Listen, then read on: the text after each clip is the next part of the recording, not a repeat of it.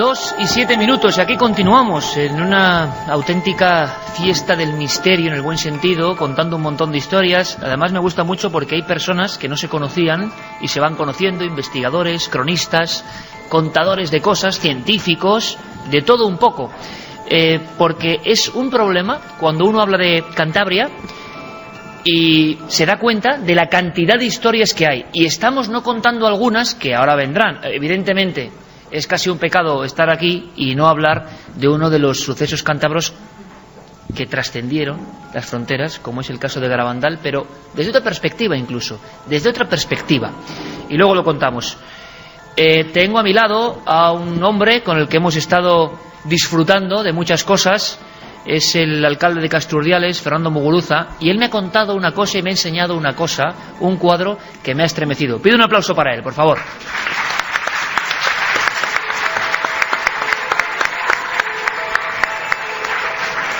Tú sabes, Fernando, a qué me refiero, ¿no? Un cuadro. Sí, el cuadro, dos cuadros que tenemos en el salón de plenos del ayuntamiento que reflejan, lo estoy viendo ahora sí, que reflejan lo que es lo conocido como la francesada, el momento en que las tropas francesas, en su retirada de la guerra de la independencia, pues provocaron una verdadera masacre en Castro, y que se sigue recordando con dos grandes cuadros que son los que os he enseñado antes, dos grandes cuadros que, bueno, pues que representan esa gran tragedia que representó para Castro esas fechas. Porque es curioso, cuando uno viaja con la radio, ¿verdad, Carmen, que nos ocurre?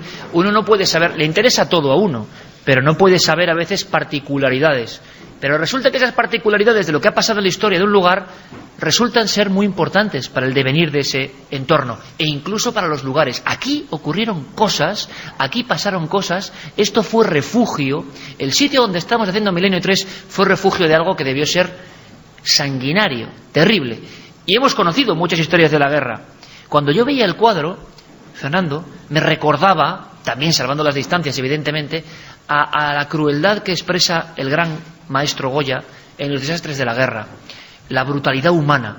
Pero pocas veces, Fernando, había visto en un cuadro una pequeña escena que nuestro compañero Roberto Cuadrado seguro que muestra aquí a los espectadores que están dentro y fuera del castillo, y es niños atravesados por una bayoneta, siendo llevados por el pueblo, casi como un trofeo. Me ha parecido tan tremendo, y Fernando me señalaba ese detalle. A veces en el detalle está la clave, ¿no? Que yo le preguntaba, pero Fernando, ¿qué debió pasar? Y es cuando me he empezado a enterar cómo corrió la sangre en esta misma piedra. Pues sí, yo creo que esta represalia, este ensañamiento que hubo en Castro fue fruto precisamente del tremendo esfuerzo y de la tremenda oposición que hicieron los castreños a ser conquistados. Yo creo que eso fue el motivo de que provocó la ira de los franceses, y por eso cuando entran, provocan una verdadera masacre, de tal manera que si en Castro habría viviendo en aquel momento unas 700 personas, pues prácticamente mataron, asesinaron a la mitad de la población, pero con la característica de que la población que había quedado dentro de las murallas eran precisamente ancianos, mujeres y niños, porque los varones, pensando que no iban a tener el atrevimiento, las tropas invasoras no iban a tener el atrevimiento de hacer esa masacre que luego finalmente hicieron, los varones abandonaron a través de aquí, muy cerca de aquí, se bajaron exactamente, yo no sé el punto por donde bajaron, pero bajaron a los navíos ingleses que estaban intentando apoyar a la ciudad, ¿no? Es decir, los varones se fueron y los franceses definitivamente entraron y ya digo, mataron prácticamente a la mitad de la población. Y yo creo que fue un ensañamiento brutal, y lo vemos en ese cuadro como un niño bebé está ensartado en una bayoneta y es paseado por la ciudad pues como trofeo, ¿no? O sea que nos encontramos no como pasó en otros puntos de España, que todos conocemos historias y muchas personas podrían decirnos esto también pasó aquí, sino que el ensañamiento y el nivel de exterminio de hombres, mujeres y niños fue muy especial. Y aquí también pasaron cosas. Se han contado escenas. Imagino que en la historia también luego hay extrapolaciones, ¿no? Se va transmitiendo, pero escenas que ocurrían en este mismo entorno, ¿no? Gente que estaba refugiado, gente que se lanzaba al mar directamente antes de... Claro, se sabía que si las tropas franqueaban las barreras, las murallas, se sabía que iban a ser especialmente sanguinarios por la especial fortaleza y por la especial resistencia que se había hecho. Quiero decir que los varones, los adultos varones, sabían que con ellos no iba a haber piedad. Y entonces lo que se sabe es que prácticamente lo que hacían era el que no podía acceder con facilidad a los navíos, pues se tiraban directamente al mar, ¿no? Y en este lugar, por ejemplo, decíamos antes, se ha reconstruido partes. Hubo luego un incendio que el segundo cuadro, la segunda viñeta que me contaba Fernando esta tarde, pues representaba como el final de la historia. Y es esta ciudad bellísima que vemos desde aquí, que vemos desde esta altura, completamente, o sea, después de lo del niño y de correr la sangre, el incendio completo, la ciudad ardiendo como una tea. Efectivamente, o sea, la venganza fue completa. Pues... Y eso que resistieron, que en el cuadro se ve como las mujeres valientes tiraban aceite hacia los soldados franceses, incluso los esperaban en las esquinas con grandes cuchillos para defenderse. Dentro del cuadro hay mujeres portando los puñales y apostadas en las esquinas. O sea, tiene una fuerza tremenda de lo que debió ocurrir. El carácter castreño, pues desde luego ahí se manifiesta. Yo también supongo, ahí es un suponer, pero que estamos hablando del año 1813, prácticamente la retirada de las tropas napoleónicas de la península, y que iban realmente vencidas, realmente derrotadas en el resto de España, porque como sabemos la guerra de la independencia finalizó en el año 1814, un año después, o sea, prácticamente desde el año 1808 que surge el 2 de mayo en Madrid, que prácticamente estaban ya de retirada, una retirada, pues que fue, yo creo, de las primeras derrotas que tuvo las tropas napoleónicas. Fue un verdadero varapalo para Napoleón, ¿no? Yo me imagino que todo eso supondría la ira de las tropas y ese ensañamiento, repito nuevamente, no ese ensañamiento tan brutal. Pero es curioso, Fernando, porque esta misma tierra lo ha sufrido en otras ocasiones. Luego quizá comentemos alguna de esas escenas, que a veces con escenas es como aprendemos de los crucificados en los montes, no muy lejos de aquí, en las guerras cántabras, ¿no? O sea, ha habido una historia muy apasionada, muy violenta en ocasiones, y eso parece que queda en algunos lugares. Mira, Fernando, nos va a contar Carlos, creo que lo podemos escuchar por aquí. Carlos Largo, compañero, buenas noches. ¿Me oís? Te escuchamos, sí. Yo no sé si ha habido una pequeña interferencia, pero yo creo que el sonido es limpio, porque yo tenía un interés especial. Tú has salido de este recinto, la visión es absolutamente espectacular. Yo decía al principio que nunca he visto un lugar para hacer Milenio 3 con estas vistas, pero me gustaría tener algún dato del lugar donde estamos, exactamente donde estamos, en este Castillo Faro. Pues tal y como lo ha descrito muy bien el alcalde, estamos en una de las partes más altas de Castro Urdiales. Es una, digamos, formación rocosa en donde está este Castillo Faro, muy cerquita de la iglesia gótica de Santa María. Es un edificio del siglo XII. Y bueno, pues tal y como contabais, por aquí han pasado muchos relatos históricos. Por ejemplo, sin ir más lejos, en este periodo, en el siglo XIX, como bien contaba el alcalde, pues tuvieron estas escenas en las que pues todo el pueblo se tuvo que refugiar aquí. Este fue su lugar de refugio, el bastión más difícil de invadir, vamos a decirlo así, y donde estamos ahora hay que imaginar a las mujeres, a los niños, viendo cómo viene la turba, ¿no?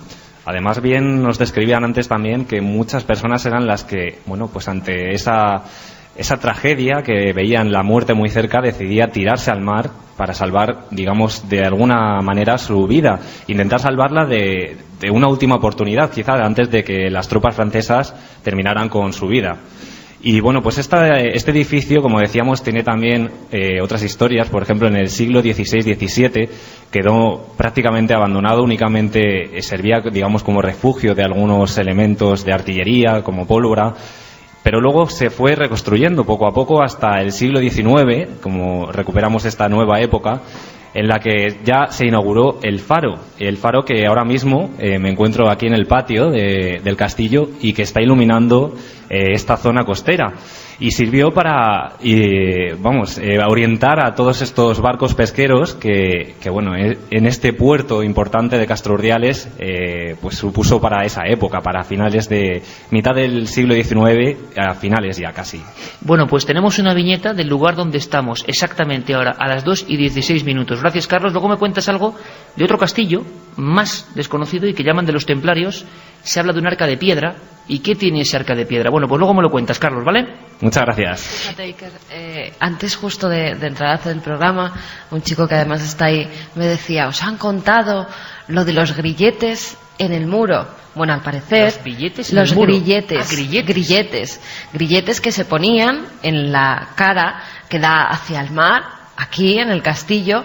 Allí se encadenaba a la gente y dejaban que cuando subía la marea se ahogaran. Tú fíjate qué forma tan cruel de hacer morir a la gente, ¿verdad? Encadenado con unos grilletes al castillo y el agua poco a poco, que sabes que al final va a acabar contigo. Pues yo he tenido una experiencia muy singular, le decía a Fernando, que ha sido un poco nuestro cicerone aquí también, con los compañeros de la cadena SER que se han desvivido, porque estemos a gusto. No hacía falta mucho, porque yo, por ejemplo, que no soy de muy lejos, soy de Vitoria, no conocía Castro por dentro. A veces eso de pasar por los sitios y no fundirse con los sitios. Y hoy lo hemos hecho y hemos recibido, y no solo de las autoridades, sino de la gente de la calle, tal afecto, tal sensación, que uno se va más contento y con ganas de aprender. Por eso contamos algunas historias y vamos a seguir contándolas, no solo de cuevas, de faros y de asedios, de un lugar que nos ha parecido maravilloso y como la forma de su playa nos ha abrazado a la nave del misterio. Fernando, mucha suerte, muchas gracias y hasta la próxima, amigo. Muchas gracias a vosotros.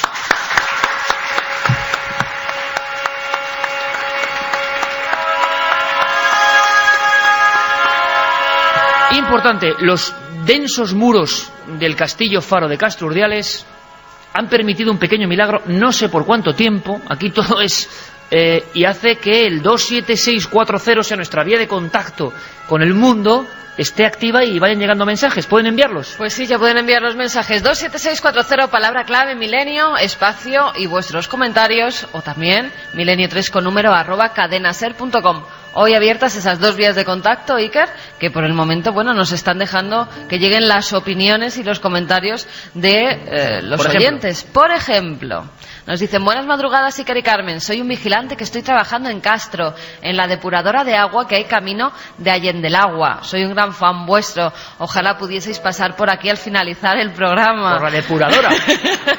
Bueno, igual tiene misterio, uno nunca sabe dónde... Pues eso, que no ha podido venir a vernos Carlos, no dice que no cree que sea posible ya, que le encantaría. Bueno, Carlos, de verdad, si puedes pasarte por aquí, Carlos, claro que sí. Deja la depuradora un rato, que ahora no pasa nada, y vente a hacernos una visitilla. Nos dicen también una licenciada en Bellas Artes y Filología Latina que le encanta, como hemos descrito, el arte paleolítico, que por fin nos hacéis ver y sentir a la gente de estos tiempos como personas casi o muy similares a nosotros y no como salvajes, bueno, como veíamos. Como nosotros, es que eran como nosotros. Sí, pero y sabían algunas cosas más que nosotros, yo creo, pero bueno. David nos dice: después de tantos años de Milenio 3, mi historia preferida fue la del hombre pez de Liérganes. Bueno, vamos a hacer caso. ¿Cómo se llama este hombre? Que cuentes lo de las monjitas, David. Lo de las monjitas. Sí, la monjita que te dio... ¿De Liérganes? Sí, claro. Es una bella historia también, sí. Uno ya se va haciendo viejo, pasó hace mucho tiempo. Pasó hace más de 15 años. Vamos a hablar de ese icono, del hombre pez de Liérganes. Ayer, otro secreto, estábamos rodando para Cuarto Milenio, aunque ya hemos acabado esta temporada. Quedan un par de programas, ¿no? Nada más. Sí. Y regresaremos con muchos misterios, con muchas historias. Ya veremos lo que dicen los hados, dónde, cuándo y cómo. Pero... estuvimos rodando en el río Miera, estuvimos rodando en Liérganes, y yo cuando fui a Liérganes, ¿cuánta gente aquí ha estado en Liérganes? Bien, es un lugar visitado y lo merece, y lo merece. Iba a estar esta noche también el alcalde de Liérganes, una causa de fuerza mayor, nos lo dice nuestro amigo Joaquín de Diego, que ahora estará aquí. Le ha impedido estar. Pero Liérganes es una joya, o sea, es una joya, y a veces la gente no entra dentro de Liérganes, y es algo maravilloso.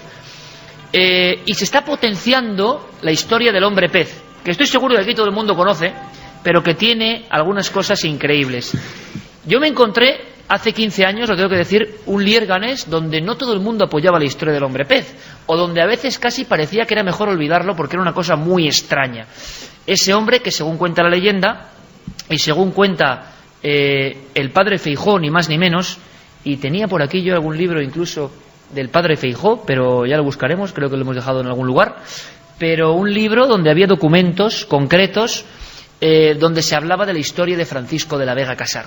Francisco de la Vega Casar, un individuo, un gran nadador que al parecer desapareció en su pueblo de Liérganes, de sobra conocido para la gente de Cantabria esta historia, y reapareció en Cádiz a los 5 años. Dado por muerto, su madre recibe, María de Casar, la noticia de que evidentemente su hijo ha sido devorado por el mar Cantábrico.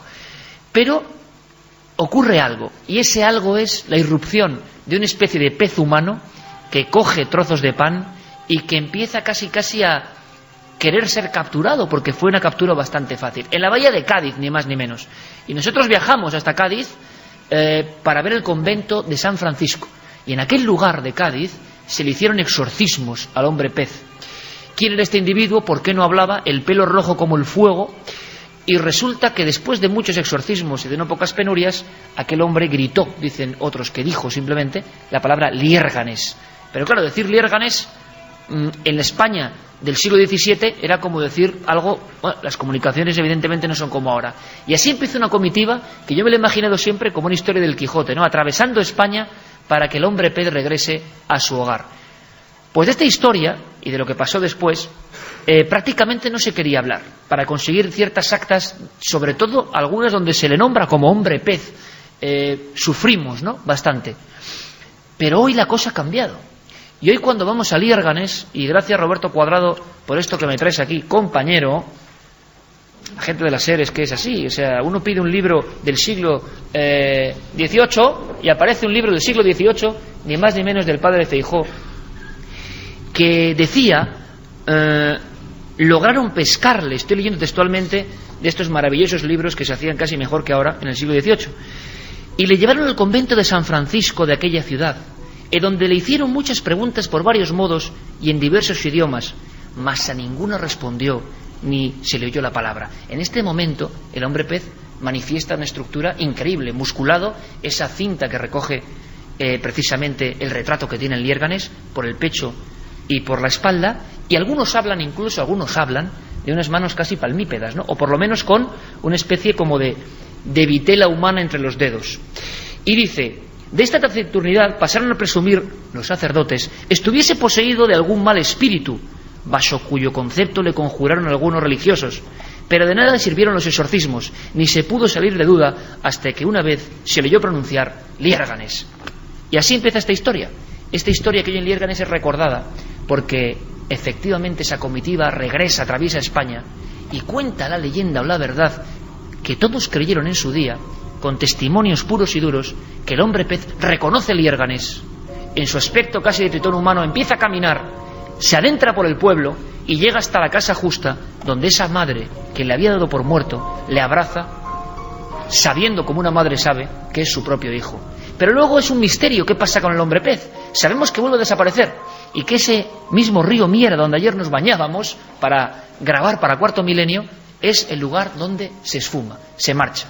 Ahora allí en Liérganes hay varios homenajes de piedra emocionantes. Ayer estuvimos en Liérganes con un gran investigador, Joaquín de Diego, una enciclopedia de la Cantabria enigmática, misteriosa, arqueológica, sorprendente de verdad. Tenemos que decir a Joaquín casi que nos dé píldoras, porque tiene para hacer varios libros sin duda alguna, y disfrutamos mucho con él. Hay novedades, hay cosas sobre el gran mito cántabro, el hombre pez. Un aplauso por favor para Joaquín de Diego.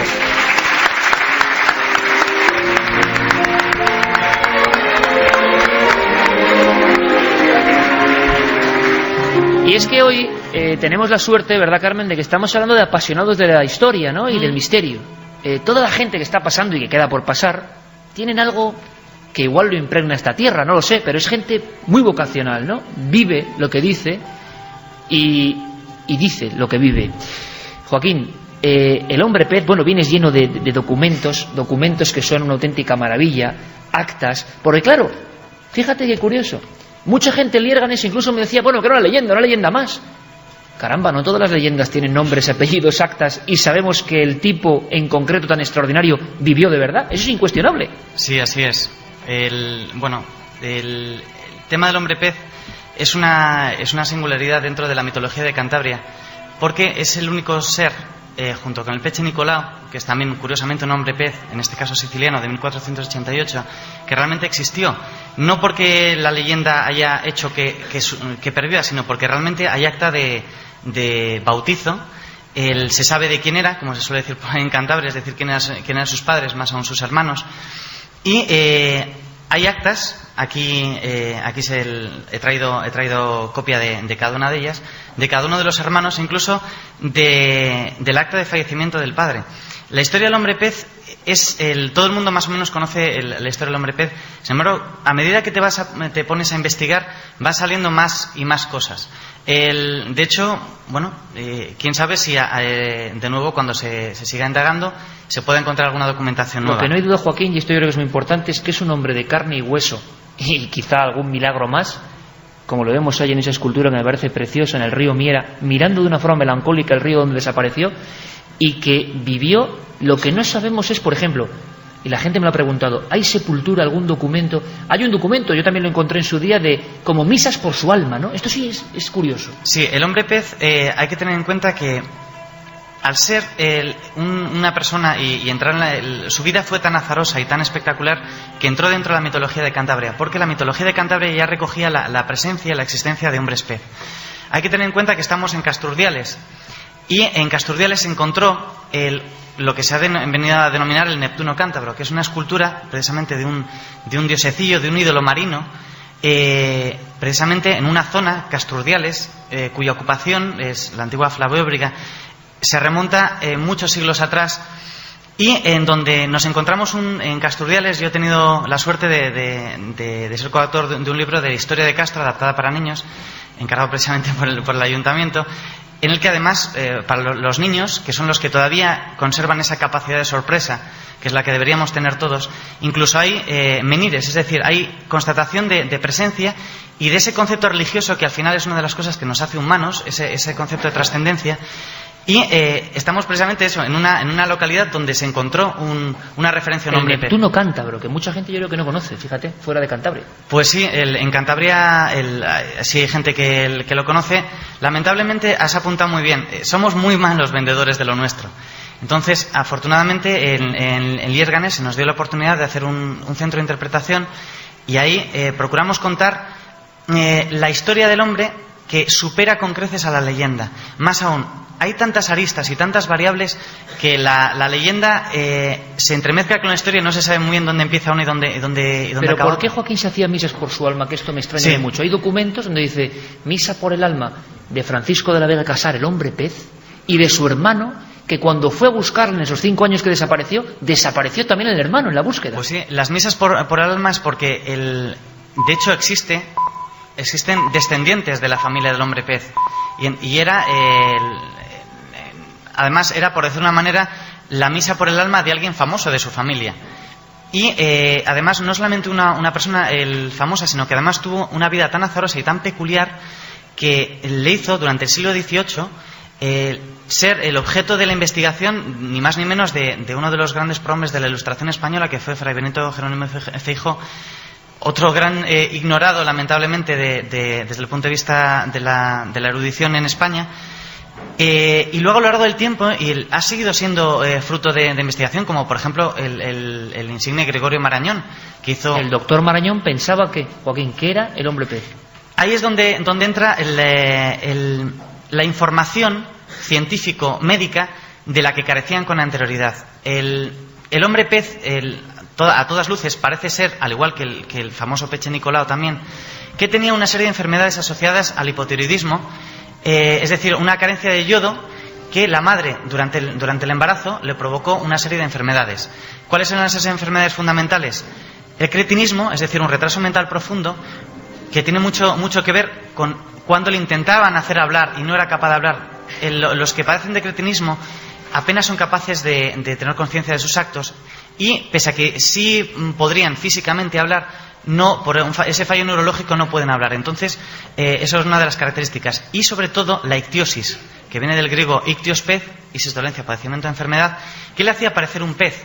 Además, estas enfermedades tienen que ver una malformación desde el punto de vista físico. Por ejemplo, ahora todo el mundo conoce a Velázquez. Cuando vemos los cuadros ecuestres de Velázquez, parece que los caballos son enormes y la gente es chiquitina. Y bueno, pues es que realmente la media estatura por aquel entonces de la gente era 1,50 los hombres, 1,45 las mujeres.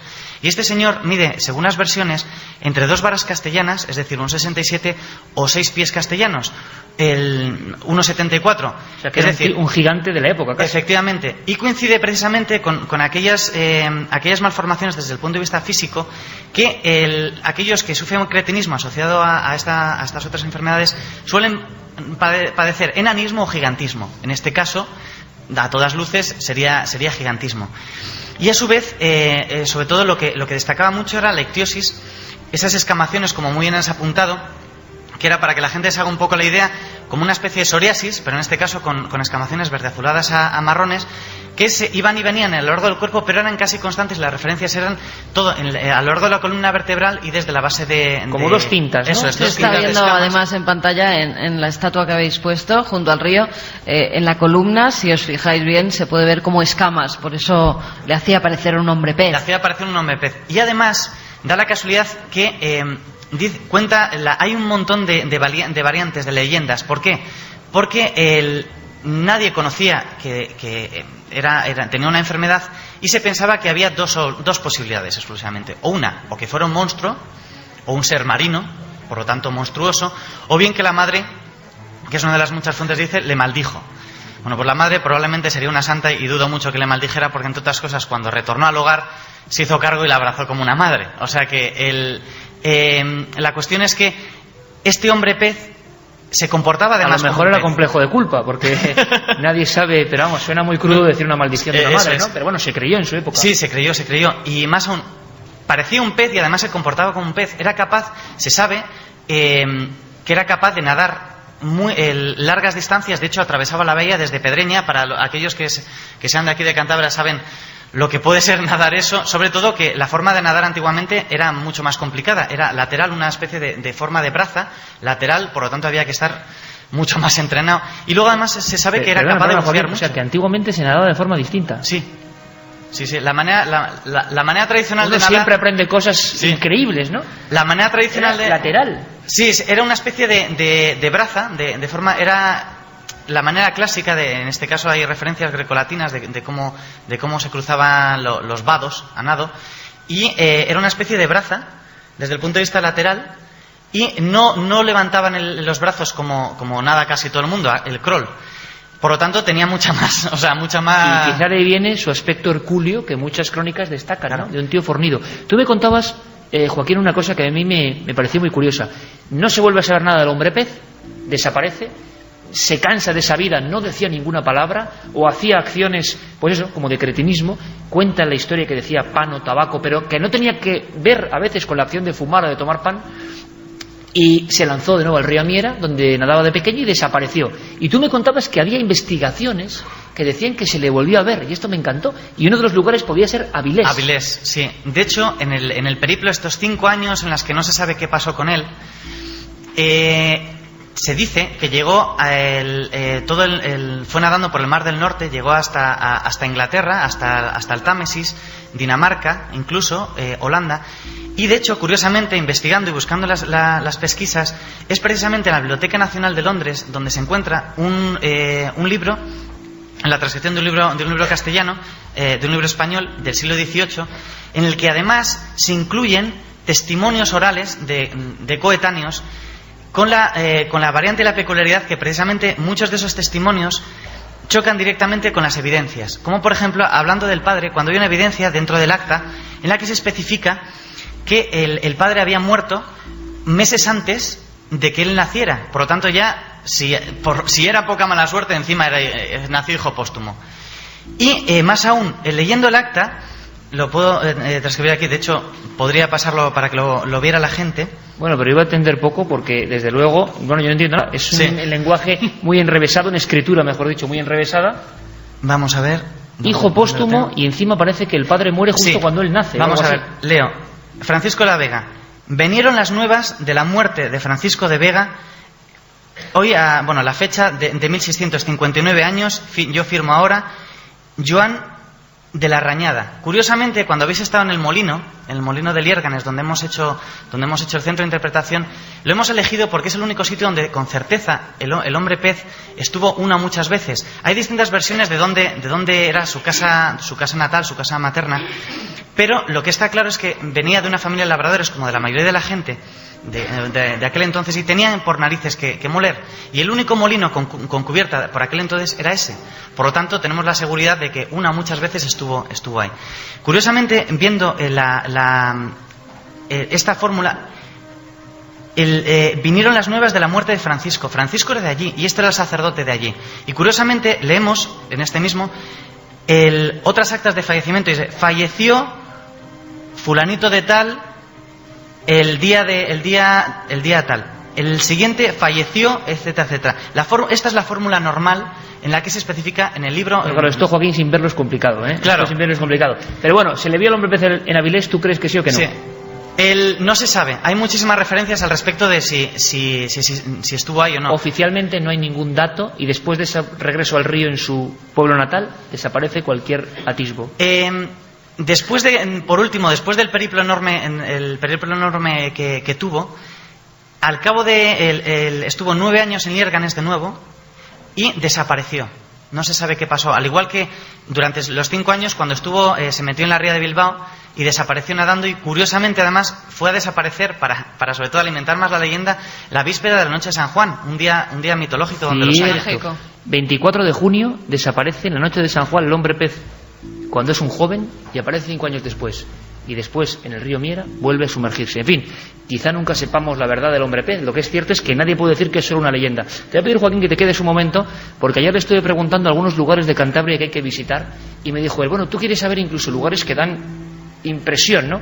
Y él está excavando, investigando, buscando arqueología, y evidentemente hay algunos lugares que dan bastante impresión y parecen bastante distintos al resto. Queremos conocerlos. Me gustaría hablar de otro tema, y para eso voy a invitar a un investigador. Yo lo conocí hace muchos años y lleva toda la vida con otros buenos amigos como Fernando Bustamante o Mariano Fernández Urresti, investigando en Cantabria un sinfín de cosas y sin ningún temor a adentrarse en el mundo del misterio. Hace 15 años ya va a cumplirse 16 aniversario de esta historia. Yo estaba en Garabandal y allí estaba José Luis Respuela, y allí estaba Miguel Blanco, y allí estaba Lorenzo Fernández, y allí estaba un montón de gente, y estábamos casi asistiendo a uno de esos extraños mensajes de Garabandal, porque decían que venía la señal del fin del mundo. Y Garabandal, en el aspecto religioso misterioso, en el aspecto de lugar de poder y en el aspecto de cosas muy raras que desde hace mucho tiempo pasan allí, puede ser también una página interesante. Pido un aplauso para un investigador que ha hecho muchas cosas de verdad muy muy bien hechas aquí en Cantabria durante muchos años, que es José Luis Respuela.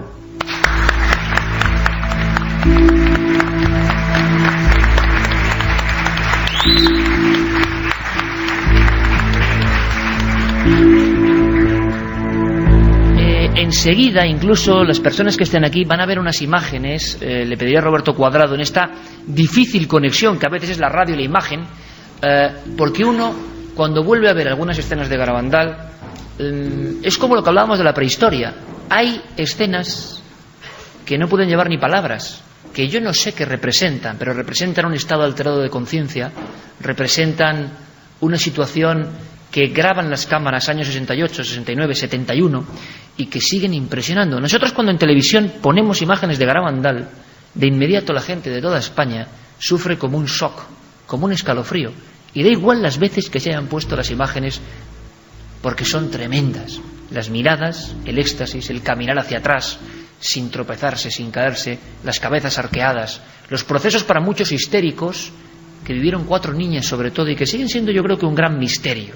Bueno, pues cuando uno se acerca de nuevo a Garabandal, ve que hay enigmas, pero desde mucho antes. Hay quien dice que la zona propia de Peña Sagra, es un lugar, como dice su nombre, sagrado, lleno de secretos. José Luis ha estado mucho por la zona. Yo estuve, mi primera vez en Garabandal fue exactamente allí, en aquel lugar. José Luis, es un lugar que yo sé que es difícil, que es complejo. Ahora estamos viendo incluso filmaciones muy antiguas, Pero qué duda cabe que mucho antes de lo que todo el mundo conoce, y ahora ha habido últimamente nuevos mensajes y cosas raras, de la interpretación humana de algo, muchísimo antes, José Luis, hay una zona de enorme poder. Sí, toda la zona de Peñasagra, quizás por eso tiene ese nombre. Hay que pensar que fue también uno de los últimos reductos de los cántabros. Pero, y aparte de lo que pudo suceder en Garabandal, en las apariciones, yo no entro si fue la Virgen o fue alguien que se disfrazó de Virgen y se lo puso de esa forma, haciéndose como eco un poco de las creencias de las personas del pueblo. Hay una cosa que es cierta: esa gente que vivió aquello tiene una seguridad absoluta en lo que cuenta. Yo sé que no dicen ninguna mentira, lo vivieron tal como lo cuentan y lo sienten. Lo que pasa es que qué pasó realmente, eso es difícil de saber. ¿Qué fue lo que vieron? Eso es muy difícil de saber. Lo que sí es cierto, toda aquella zona suceden cosas que tú sabes, que muchas veces hemos hablado de ellas, y hay lugares, no solamente en Garabandal, sino en las inmediaciones, sobre todo en la zona alta, ya a 1100 y pico metros de altura, en la zona de la pista que va subiendo hacia los altos, en que suceden cosas extrañas. Tenemos amigos comunes, José Luis, personas de total prestigio y rigor que, y como no están aquí presentes, no vamos a decir su nombre, pero tampoco es ningún secreto, de llegar a ver, José Luis, en esa zona, cerca de Garabandal o subiendo por las laderas, una figura, por ejemplo, y hay que contarlo porque se ha contado en muchas ocasiones, sí, un ensotanado. Y yo la he visto. ¿Y tú la has visto? Sí. Cuéntanos, por favor. La historia es un poco larga, pero de todas formas, resumiéndola, en cierta ocasión subimos 4 amigos y de donde está el pueblo de Garabandal hacia el monte que está encima, que está justo a 1000 metros, pues bueno, eso que nos dio la energía esa, la fuerza de decir, vamos a subir allí por algo, no sabes por qué. La verdad es que 2 no aguantábamos la subida y nos quedamos por el camino. Y lo curioso es que en un momento determinado nos perdimos de vista unos a otros. Lo primero que piensas es que han desaparecido detrás de alguna ondulación del terreno o algo así. Pero no nos quedamos conformes. Cuando llegaron arriba, a los que les pasó ahí una cosa un poco larga de contar que no viene a cuento ahora. Y lo que sí es cierto es que a los 15 días decidimos volver. Era en el mes de septiembre, a principios de septiembre. Y decidimos volver para comprobar si realmente podíamos perdernos de vista. Y es imposible, no hay ninguna ondulación que nos haga perdernos de vista. Y entonces, para comprobar eso, en el sitio donde nos habíamos quedado los que no fuimos capaces de subir, entre otras cosas por el tabaco, pues pusimos una bolsa de una butit muy llamativa metida así en un brezo y seguimos andando. Llegamos arriba, nos sentamos allí tranquilamente y veíamos la bolsa perfectamente. Pero donde estaba puesta, para poder llegar allí, a un buen caminante le llevaría sus 20 minutos. Y sin saber de dónde salió, ni cómo apareció, ni nada, de repente vimos un ser con una especie de túnica. A mí me representaba a las gabardinas aquellas antiguas que eran de un color marrón claro con capucha, una cosa parecida, pero que le llegaba hasta los pies y daba la sensación de tener unos andares femeninos, porque no, o sea, como si diese pasos muy cortitos, no se veía la ondulación típica de una ropa larga. Y entonces, bueno, pues ¿dónde va ese? ¿De dónde ha salido? O sea, te vas haciendo esas preguntas así, esto es absurdo, porque es que lo es en realidad. Y que va camino de frente a la bolsa, la coge y se la guarda. Estamos en ese momento pues llamándole de todo, nos lleva la bolsa. Y de repente, no sé si parpadeamos todos al mismo tiempo, cuando volvimos a mirar había desaparecido, ya no estaba. Es curioso porque mucha gente ha dicho, bueno, absurdo, absolutamente absurdo e incomprensible. Precisamente en Cantabria, y no sabemos bien por qué, en los años 70, y el Ejército del Aire tuvo bastante implicación en esto, tuvo interés, Hay lugares que estoy seguro que son bien conocidos aquí, como Escalante, lugares como Isla, lugares como Santa María de Cayón, quizá me puedo equivocar en el nombre, donde se denunció incluso ante la Guardia Civil la presencia de esto mismo que acaba de contar con esta absoluta naturalidad un hombre serio como José Luis Respuela. Es decir, gente normal y corriente que ve, me estoy acordando del caso de Escalante, impresionante, y que luego los testigos han tenido miedo a contar. A mí me lo contaron, precisamente con José Luis y con Fernando, hace más de 15 años. Y luego yo entiendo que la televisión y la radio a veces da un respeto. Me da mucha pena, porque ellos contaban con total honestidad esa visión de una figura idéntica, mucho más alta, entrando hacia el casco urbano de Escalante, mientras ellos iban a trabajar en aquel momento en la fábrica FEMSA de Treto. Y cogiendo la manija del SEAT 850, se quedan paralizados y ven algo que yo sé que es completamente absurdo, que es como si un sueño o una imagen paleolítica, como hemos visto antes, se mezclara con esta realidad. Pero hay lugares donde estas cosas, José Luis, pasan. ¿Cómo os quedáis? ¿Cuál es vuestra reacción? De momento es curioso, porque tienes unas reacciones que no son lógicas tampoco, porque deberías de reaccionar de otra forma. Sin embargo, te quedas como diciendo, bueno, esto no tiene ni pies ni cabeza. ¿Qué hace ese tío ahí? Lo primero que piensas. Y después vas... ¿Dónde se ha metido después, no? Después vas sacando conclusiones. Y entonces te vas como recordando, rebobinando en tu mente detalles que primero no te has fijado. Es que no andaba, se deslizaba por encima de los brezos. Y con unos faldamentos que le llegaban hasta los pies, andar en un monte con brezos es bastante difícil. Pues nada, no se tropezaba en ningún sitio. Era curioso. De todas formas, allí en esa zona, ese personaje le han visto bastantes más personas. Vamos a ver más cosas, que a mí me interesa mucho, algo que no es muy conocido y quizá luego con otros amigos podamos salir de dudas. En esa zona precisamente, que es como, muchos hablan del último pueblo de Cantabria en el sentido de que uno ve el mapa, ¿verdad? Y Garabandal queda como un ramal que sale metiéndose en lo más profundo de las montañas, en esta zona sagrada desde antiguo. Y a mí, ¿qué nos ha llamado la atención siempre, Carmen de Garabandal? Especialmente, al margen de los misterios, los mensajes, las imágenes impresionantes, ha habido una cosa de piedra que a mí siempre me ha llamado mucho la atención en Garabandal. Mucho. Sí, ahí lo estamos viendo, unos extraños símbolos, como unas cruces, abajo tiene una especie de triángulo, o el sostén de la cruz, y unas caras además que con nada, con 3 rasgos, unos ojos, una boca y una nariz, que parece larga, pues se dibujan en algunas fachadas de algunas de las viviendas, no en todas, ni mucho menos. Están repartidas además por una zona muy determinada de Garabandal.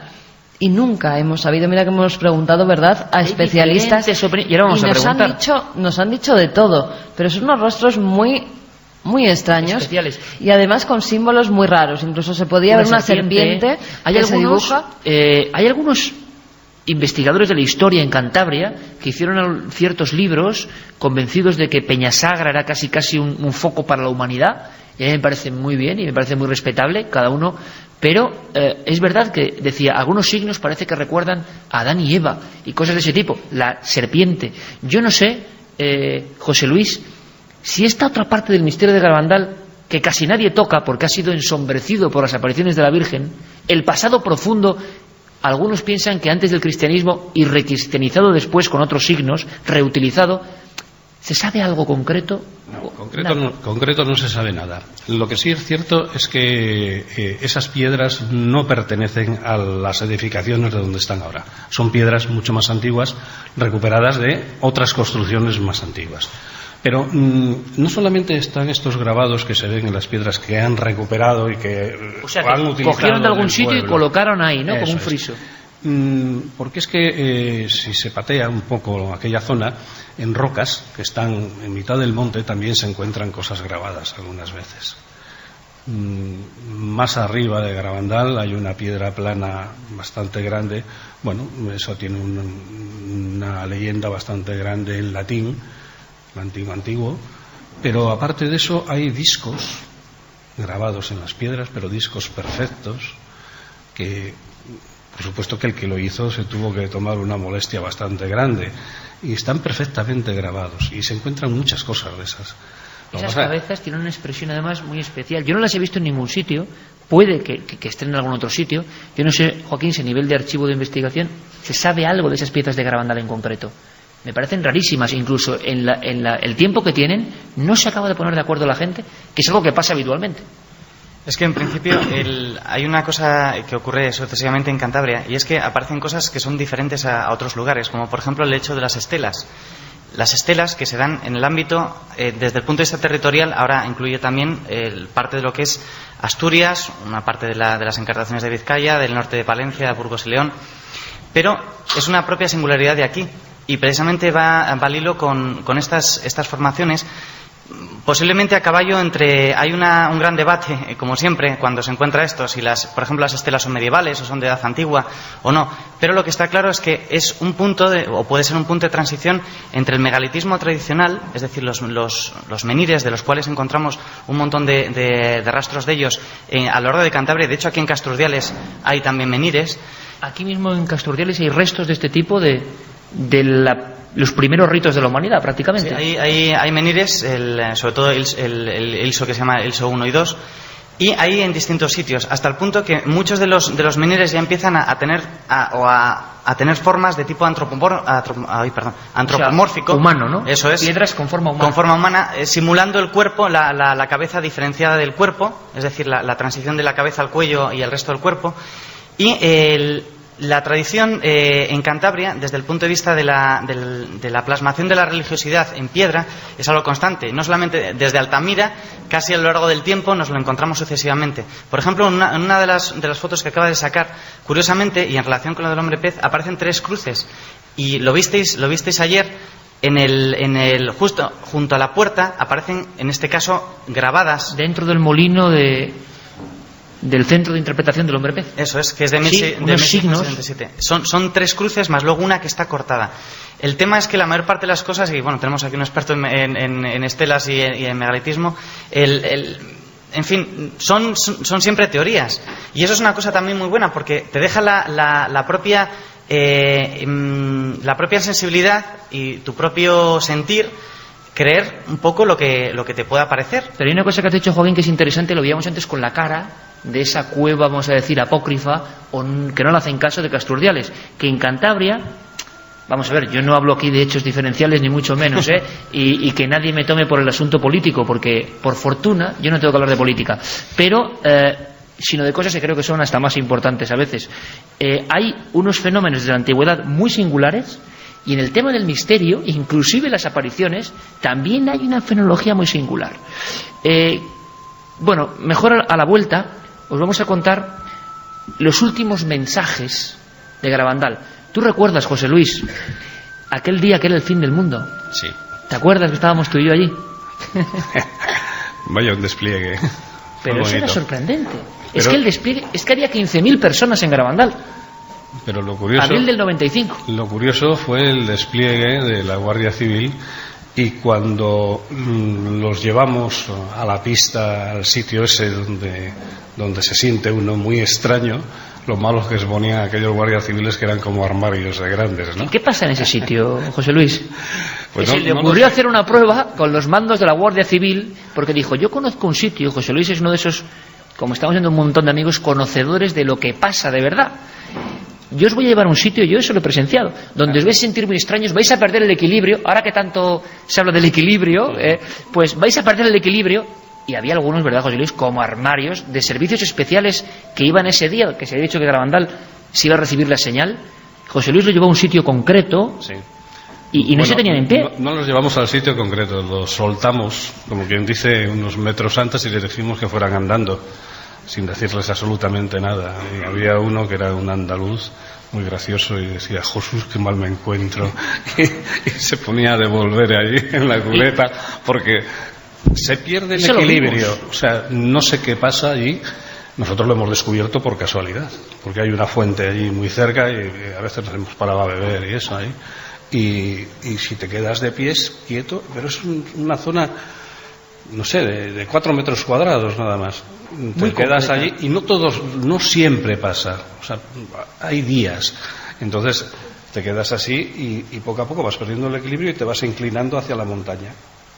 Y claro, si no te enderezas, al final te caes. Tú me contabas, José Luis, una cosa, hablando de estas cosas que se pueden comprobar y que cada uno piense lo que quiera. y es que hablábamos antes de cuevas y sitios de rito, están como alineados, que esto me parece muy sorprendente, y son muy especiales. En Cantabria se dibujó el suelo de algunas cavernas, de algunas muy especiales, no de todas. ¿Por qué? Bueno, esa es otra investigación mía que lleva años y no sé cuándo terminará. Antes se ha hablado de sitios de poder. Todas las cuevas prehistóricas con pinturas, y otras que no las tienen, pero tienen grabados, etcétera. O sea, aquellas cuevas prehistóricas que han sido habitadas durante milenios, ¿por qué fueron esas cuevas precisamente y no otras que hay muchísimas más?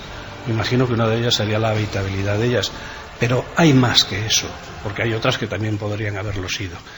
Yo, de una forma casi intuitiva, me puse a comprobar una serie de cosas y he visto de que las cuevas fundamentales, y principalmente la de Altamira, está alineada en líneas rectas durante cientos de kilómetros con una serie de lugares de poder, diríamos, desde cementerios antiguos, iglesias, donde ahora hay iglesias cristianas, pero primero hubo centros de culto de dioses antiguos, montañas cónicas, como el castillo, por ejemplo, que parece una pirámide de piedra. Pero fíjate, hay otra ahí muy cerca de Altamira, que se llama también el Monte del Castillo, Pico Mispieres, que también pasa por allí, entre otros sitios, por la iglesia parroquial de Polanco, que fue posiblemente un sitio de culto al dios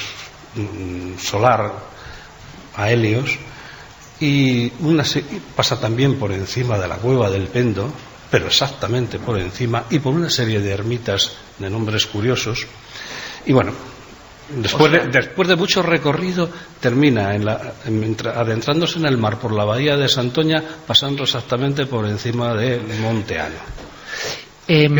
Líneas de poder, ¿no? Y la sensación de que hay lugares que están ordenados de una forma, que nos cuentan cosas, y como se ha contado José Luis, donde se sienten cosas. Y yo era un joven reportero en aquella época, reportero del espacio en blanco, lo que es la vida, y estaba con mi micrófono porque una mujer entró en éxtasis allí, y había que verlo, dando un mensaje de la Virgen, la gente arremolinándose, y recuerdo una escena, José Luis, que no olvidaré en mi vida, la gente encima de mí arremolinándose, 15.000 personas, y yo vi gente sacada de los hospitales, ¿te acuerdas? Con el gotero para estar en ese momento de la salvación, y me acuerdo que me decían, a la Virgen no le gustan los micrófonos, ¿no? Y yo es el primer reportaje donde empecé a pasarlo francamente mal, pero lo pasé bien, porque estaba con gente auténtica, con buscadores, como mi amigo José Luis Respuela, al que pido aquí, en su tierra cántabra, un fortísimo aplauso para él. Gracias, José Luis, por tu enseñanza.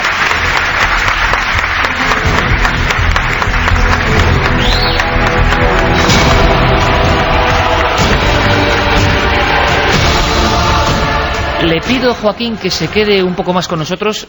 Quiero que me diga muy rápido algunos sitios que hay que visitar de Cantabria, donde pasan cosas, o uno dice, caramba, qué cantidad de poder, y hay que verlo, y luego recibiremos a otro amigo. Y Carmen nos va a contar la última noticia de Garabandal, el mensaje de Garabandal. Volvemos ahora mismo, Milenio 3.